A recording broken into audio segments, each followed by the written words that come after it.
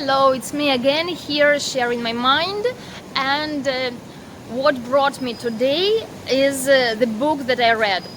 Well, it's really a rare thing that I read a book. I'm not a big reader, but because I'm becoming a writer, I found myself participating in different writing groups, and of course I try to see the experience of others and just take some example from them or some understanding how other young authors create their works. So recently there was announced one of kind of reading marathons. Some people who had previously participated in a writing marathon, they present their works now, and other writers are offered to read and leave their feedback, leave their review on the book. So it's really a rare thing for me to read. Usually I read just some instructions for using new technologies, or just maybe rare books on development, mind, mainly like philosophy books or Buddhism books, something about meditation, but not really any novel, any story, any fiction. Same like I don't watch many movies, but this time I decided that if I'm becoming a writer and I write and I want that others read me, I should also read someone, at least someone. So I decided to give it a try, and I picked up a book out of the proposed titles, and I read it on one breath. It really captivated my attention. I don't know, either it is because the author really created a very great plot, or because I read rarely and I had this space for introducing some new idea, new story, which is not in my life but outside of it. So what happened? That reading this book, I really felt captivated and involved with my feelings and emotions. And why so noisy. I'm still in Kuala Lumpur. I enjoy this city, and still I enjoy my sharing of mind. So it was like like commercial here. All subscribe to sharing of my mind. So back to the general idea. So I got really involved with my emotions, and I noticed it because I practice meditation. I try to be conscious, I try to be mindful of what happens with me, with my body and with my mind.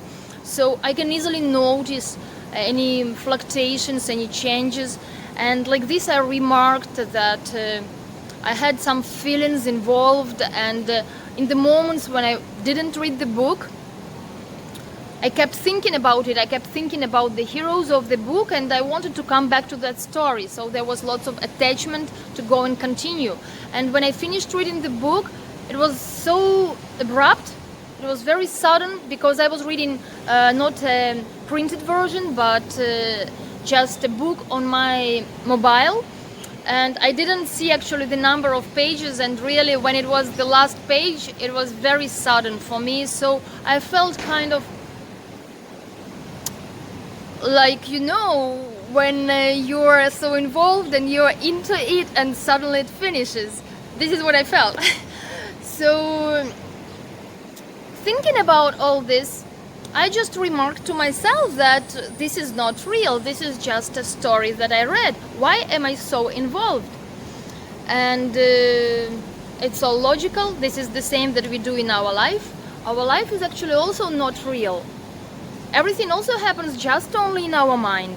There we read the lines in the book, and then it's easy to agree that it happens only in our mind, but about our life it's just the same. It's also that we not read, but we hear, feel, and we smell, so all organs of perception, all perception doors of this body, they participate in what happens around us, and we believe that this is real, but actually it's just the same. Only there, reading a book is one organ, only visual organ. Ears are not involved, tastes are not involved, smelling or odor is not involved. Mental and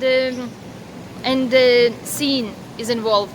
But here with our life, which we consider real, just more sense organs are involved, and then we perceive life as real, and then we get involved with our feelings and emotions, and we get stressed, and we get irritated, angry, or upset, or whatever which can take us out of our balance, or we get exaggerated also in our happiness sometimes, which is also taking us out of the balance.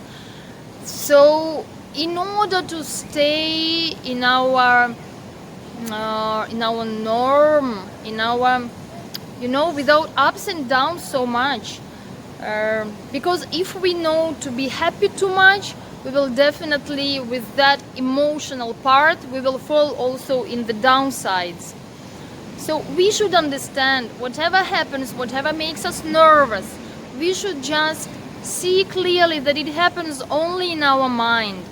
Life is not real. The same as the movie, the plot of the movie is not real, but it involves us and we may cry.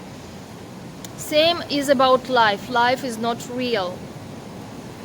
I take an example that you win a lottery, but you don't know yet because it wasn't announced yet.